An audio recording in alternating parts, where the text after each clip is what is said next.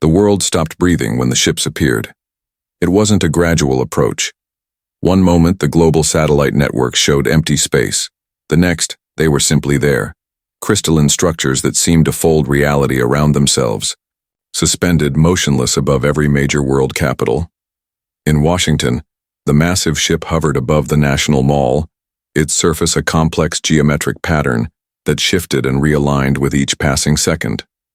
The structure defied every known principle of physics. It wasn't just large, it was impossibly large. Yet it moved with a grace that suggested something beyond mere mechanical engineering. General Elena Rodriguez stood in the underground command center, her fingers tracing the holographic display that showed simultaneous global positioning of the alien vessels. 23 ships, perfectly positioned, no communication, no movement. "Status report," she barked, though she already knew the answer. Her chief communications officer, Dr. Michael Chen, looked pale. Complete communications blackout in the affected areas. GPS, cellular networks, satellite links, all disrupted. But there's no interference. It's like they've simply removed our technological infrastructure from existence. The ships weren't just large. They were living mathematics. Structures that seemed to breathe with an intelligence far beyond human comprehension. Each vessel appeared to be constructed from a material that wasn't quite solid, wasn't quite energy. They shimmered with an internal light that seemed to pulse with thought. Around the world, similar scenes played out. In Beijing, the ship hung above the Forbidden City. In Moscow, it eclipsed the Kremlin. In New Delhi, the structure cast a shadow that seemed to absorb light itself. No missiles were launched. No immediate threat was made. Just a profound, terrifying presence. Emergency protocols kicked in across every major government.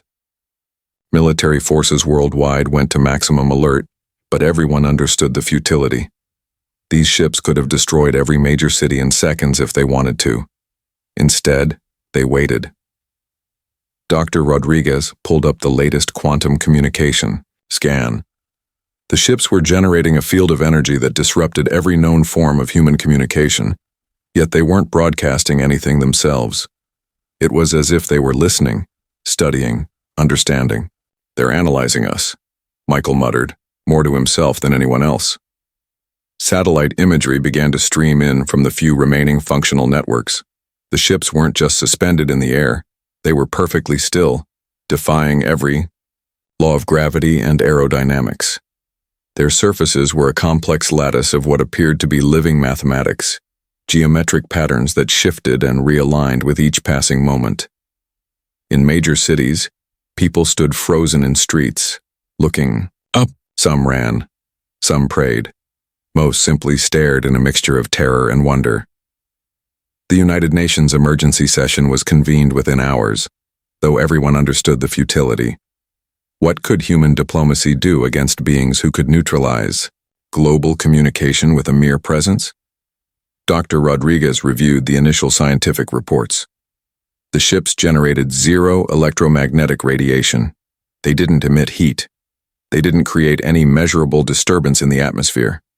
They simply existed. A contradiction that challenged everything humanity understood about physics, communication, and intelligence.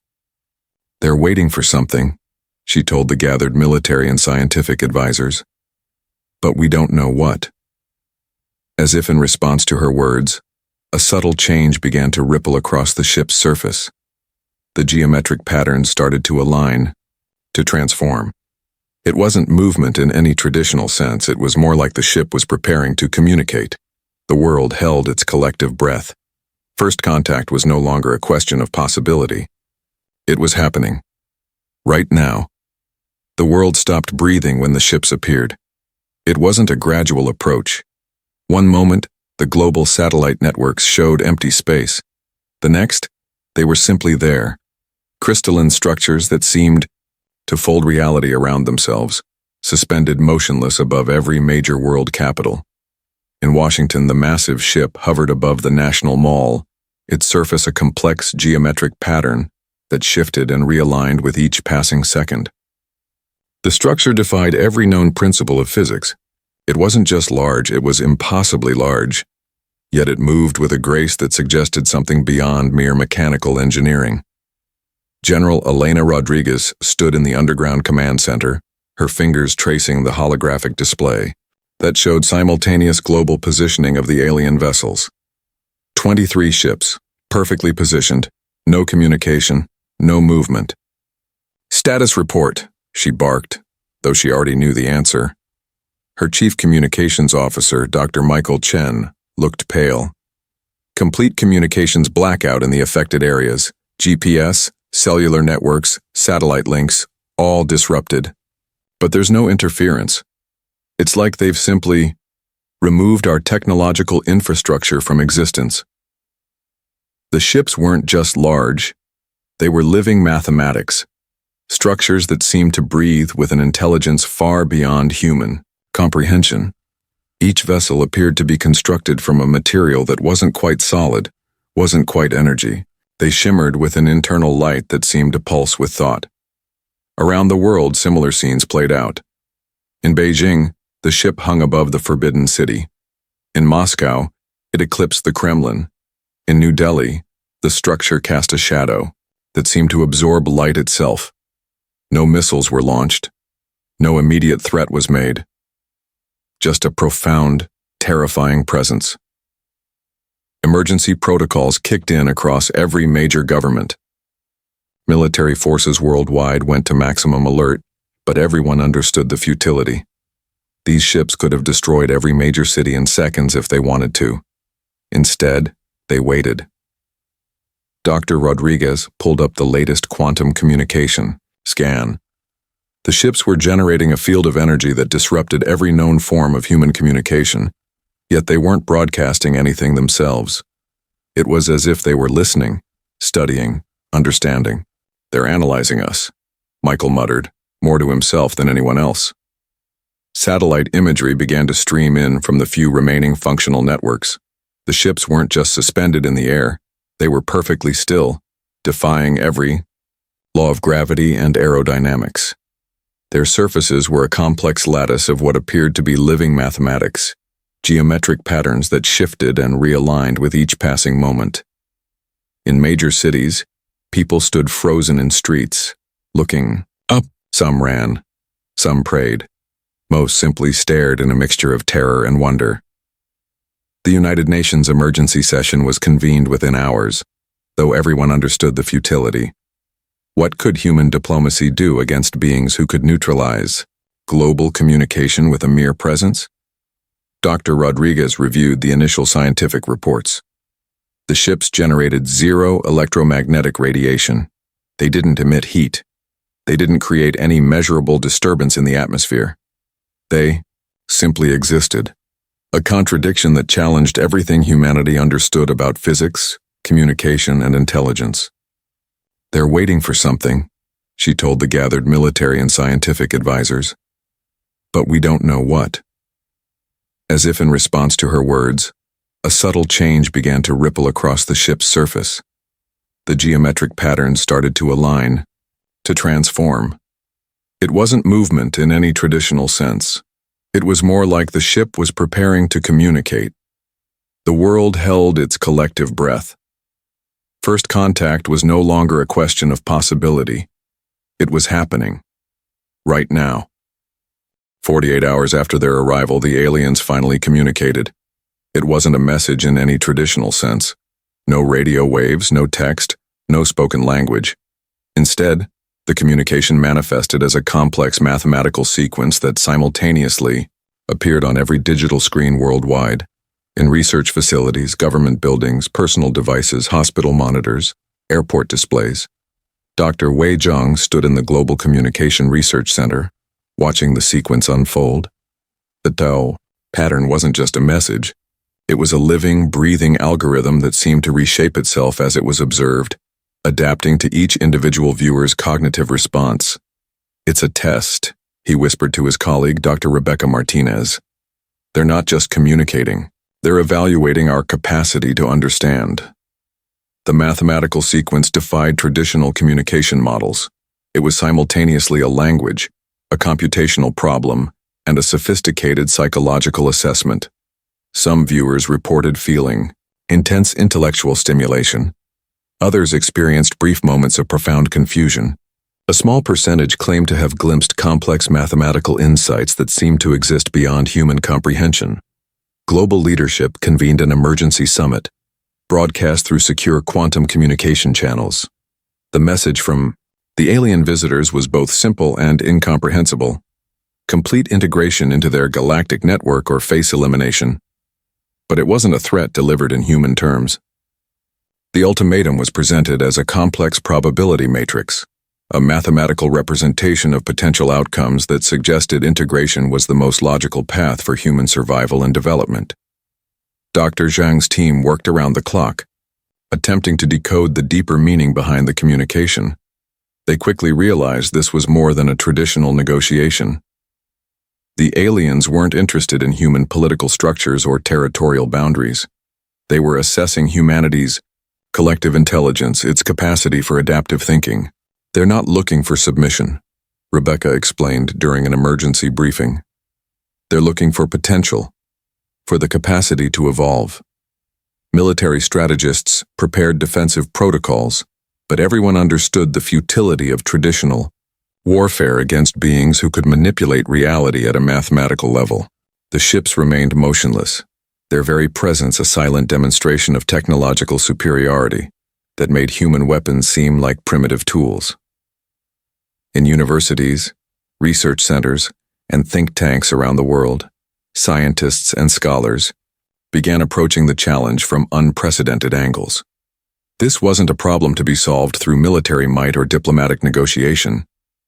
It was an intellectual puzzle that required a fundamental reimagining of human potential. Dr. Zhang's team developed a revolutionary approach. Instead of trying to respond to the aliens' message, they began constructing a communication protocol that demonstrated human creativity. They compiled a comprehensive database of human problem-solving scenarios, scientific discoveries, artistic innovations, moments of unexpected adaptability. The goal wasn't to prove human superiority. It was to demonstrate human potential. Global collaboration happened at an unprecedented scale. Researchers who had been competitors for decades now worked together, sharing insights, combining approaches. National boundaries seemed to dissolve. In the face of this collective challenge, the alien ships continued to hover, their geometric surfaces continuing to shift and realign. They weren't waiting for a traditional response. They were waiting for something else, a demonstration of collective intelligence that transcended current human limitations. Dr. Rebecca Martinez looked at the complex data visualizations covering the research center's walls. They want to know if we can think beyond our current constraints, she said. If we can evolve. The challenge was impossible, which meant, for humanity, it was just another problem waiting to be solved. As the mathematical sequence continued to pulse across global communication networks, one thing became clear. The next few days would determine humanity's future in ways no one could have anticipated. Deep beneath the Rocky Mountains, in a converted Cold War-era research facility, Dr. Jack Miyamoto reviewed the most ambitious scientific project in human history. The facility, known officially as the Advanced Cognitive Research Center, had been preparing for this moment for decades, though no one outside the facility truly understood its purpose. What began as a fringe research project had evolved into humanity's most sophisticated response to potential extraterrestrial contact. The center wasn't about developing weapons or defensive technologies. It was about understanding the fundamental nature of intelligence itself. Dr. Miyamoto's team represented an unprecedented blend of disciplines. Quantum physicists worked alongside neuroscientists, linguists collaborated with computational experts, and evolutionary biologists shared insights with artificial intelligence researchers. Their collective goal was to map the boundaries of human cognitive potential. The facility's primary project had been studying adaptive intelligence, not just human intelligence, but the capacity for rapid, creative problem-solving that could transcend traditional computational models. Dr. Elena Rodriguez, the center's lead neuroscientist, pulled up a holographic display showing decades of research. "We've been asking the wrong questions," she explained to the assembled team.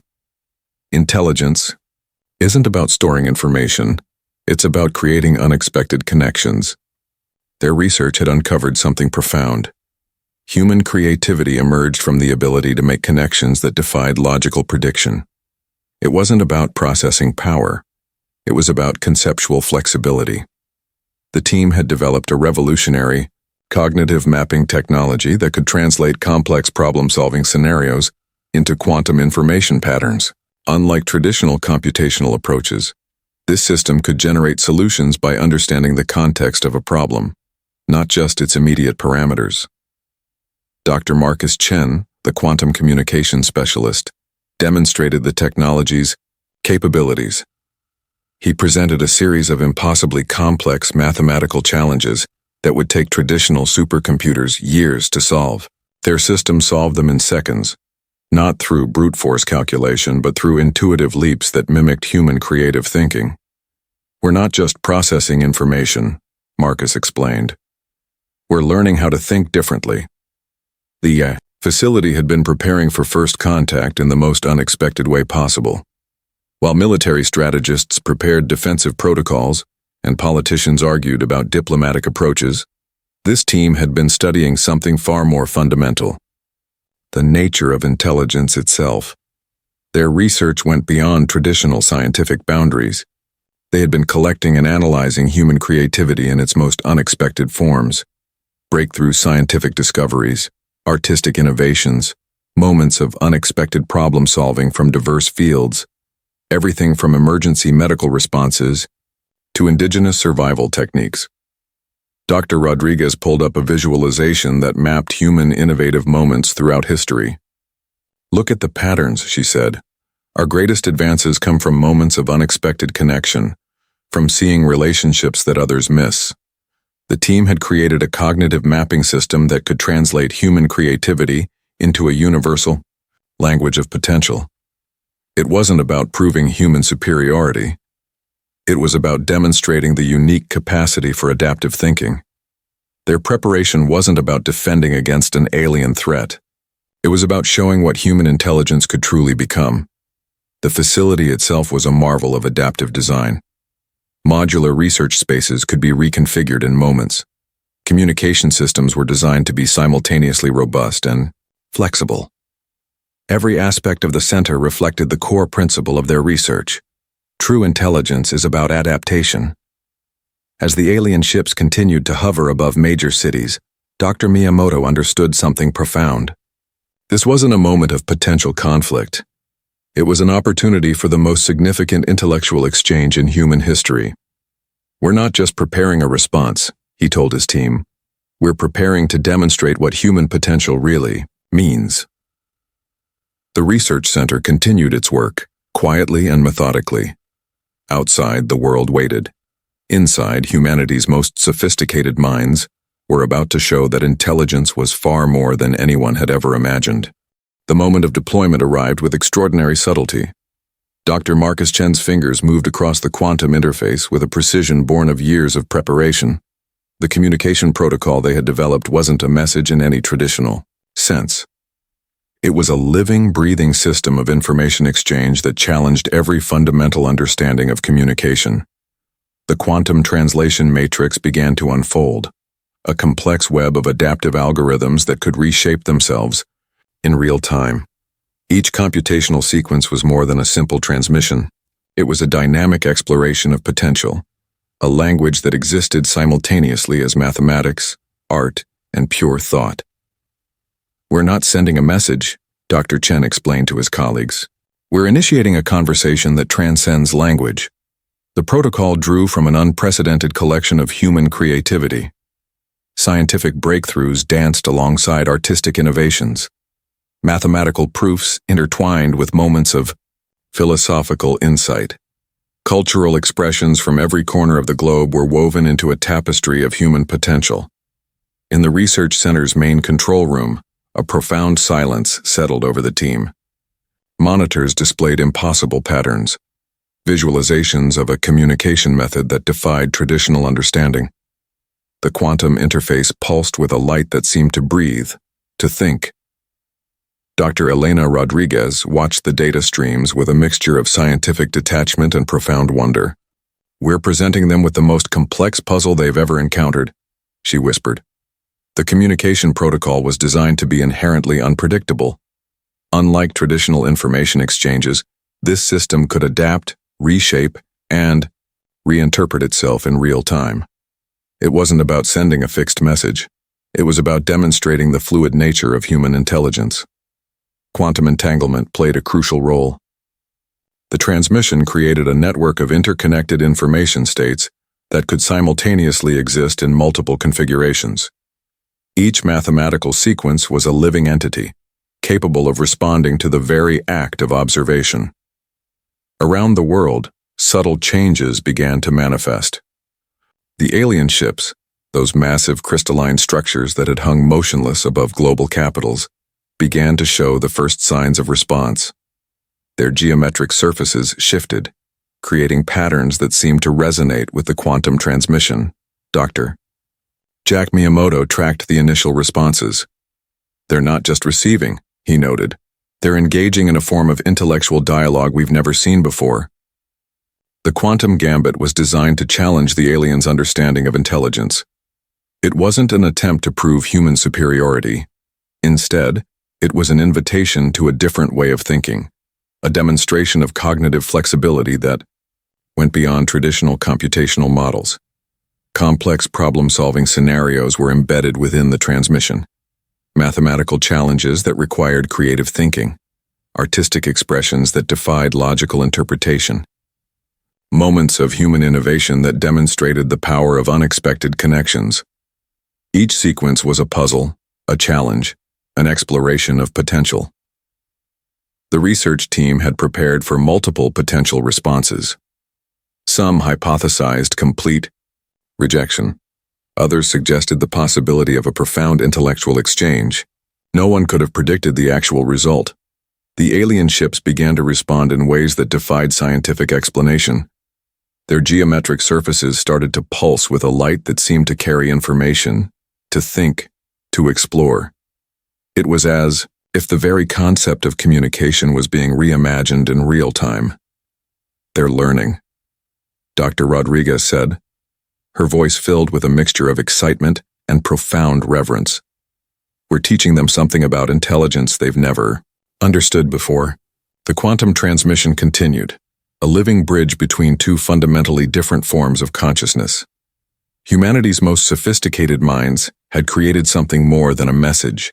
They had initiated a conversation that would reshape understanding itself. As the alien ships continued to respond, one thing became clear. This was no longer about first contact.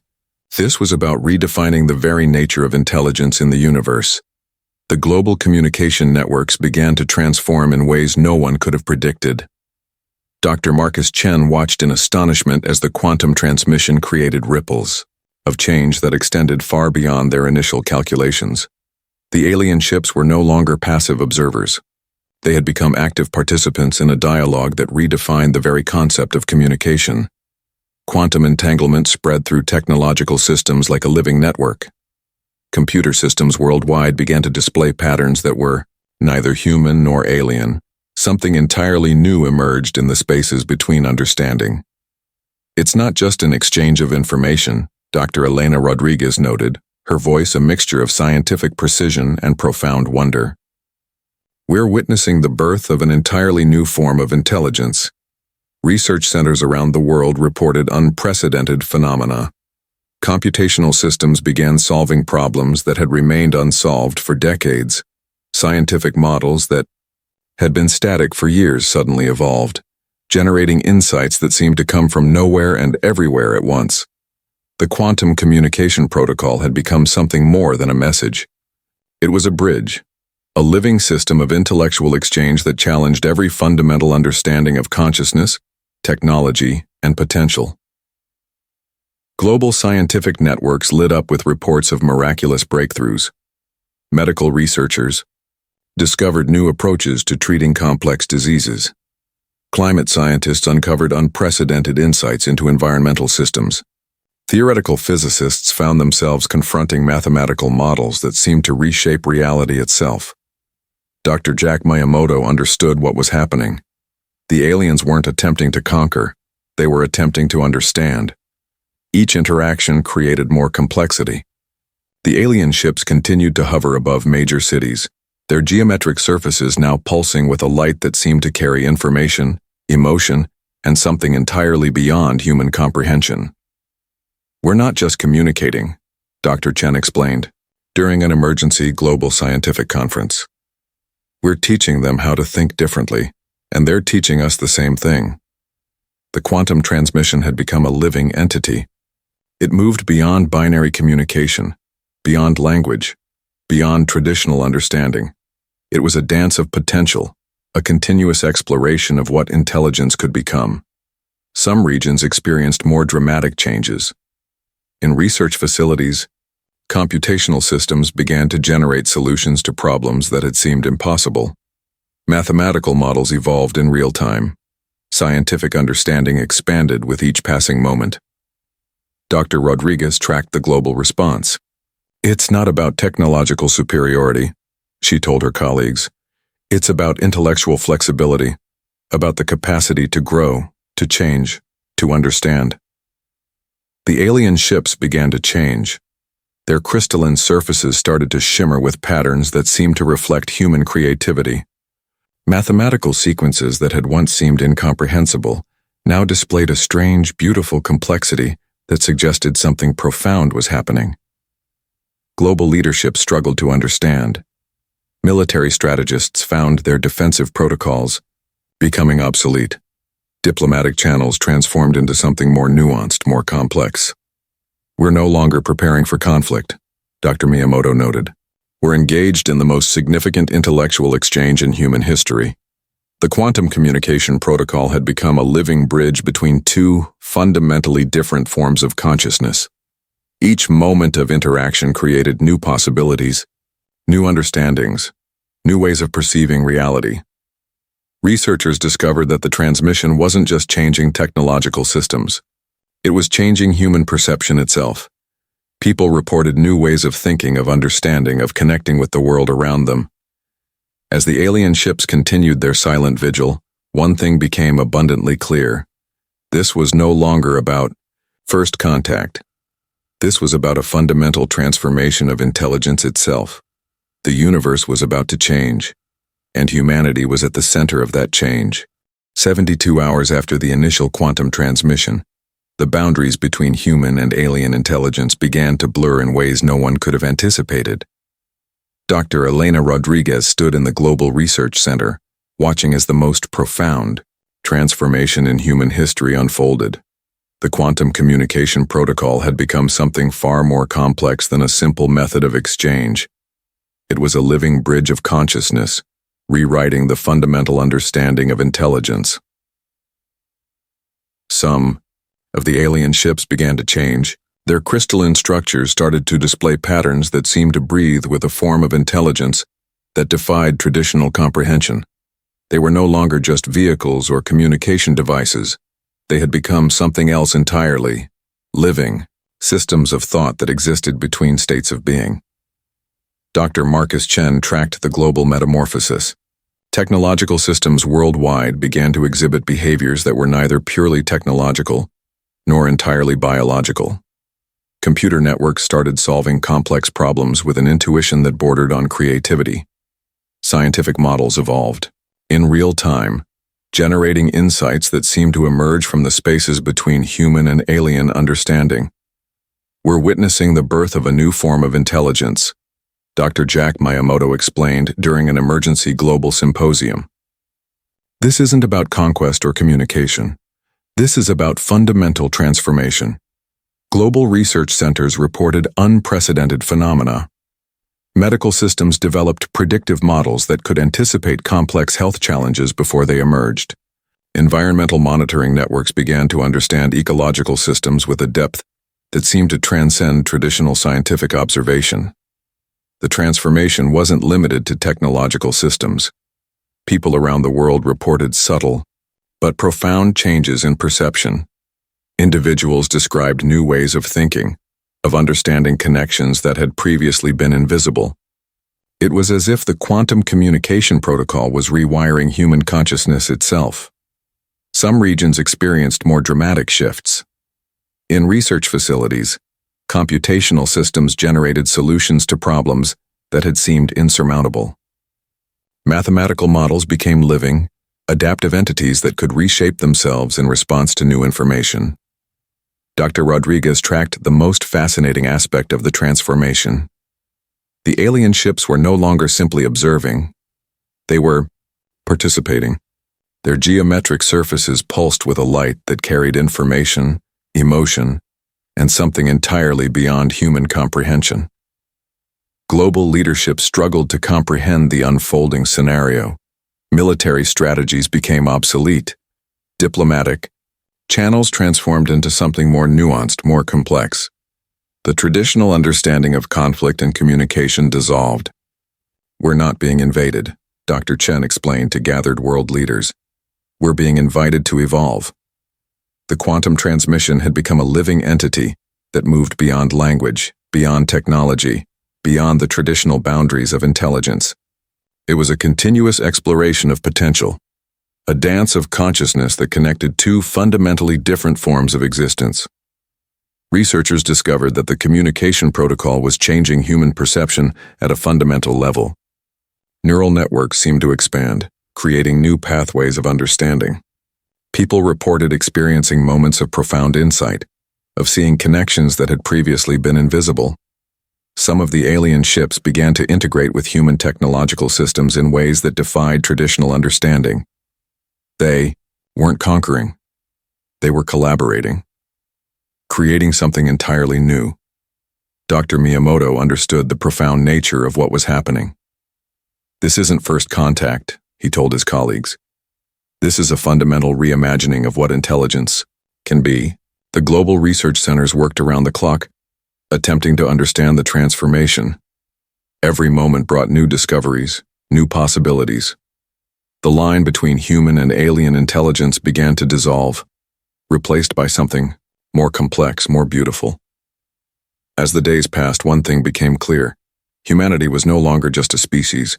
It was becoming something else entirely, a living network of potential, connected to something far greater than anyone had ever imagined. The universe was changing, and humanity was at the heart of that change. The world would never be the same. 1 month after the initial contact, humanity discovered that the transformation was far more profound than anyone could have imagined. The quantum communication protocol had done more than establish contact with an alien intelligence. It had fundamentally reshaped the understanding of consciousness, potential, and existence.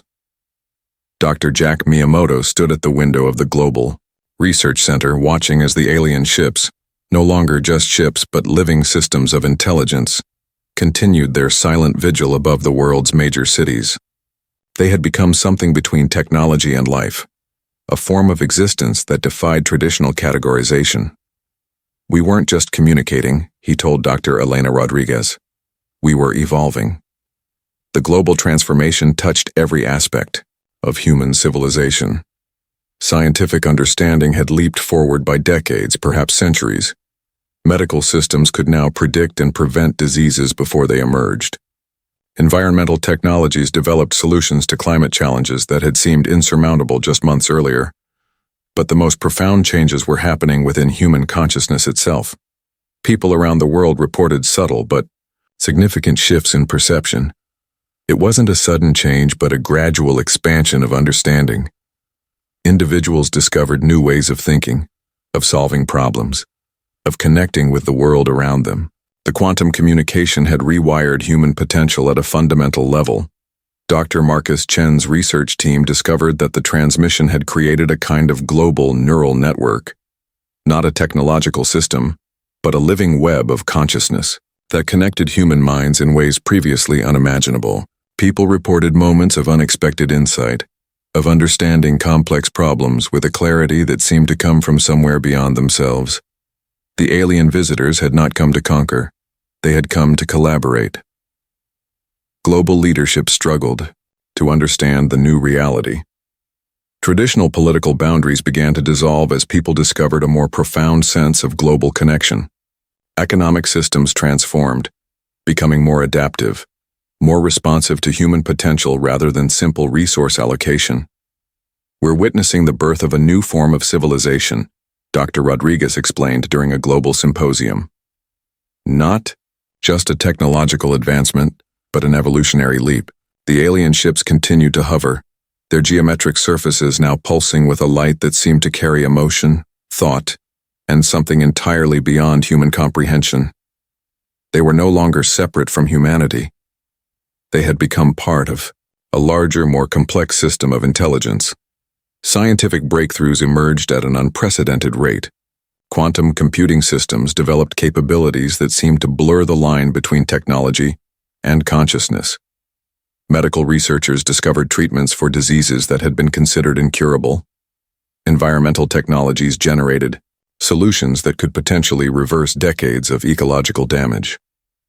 Dr. Miyamoto understood the true nature of the transformation.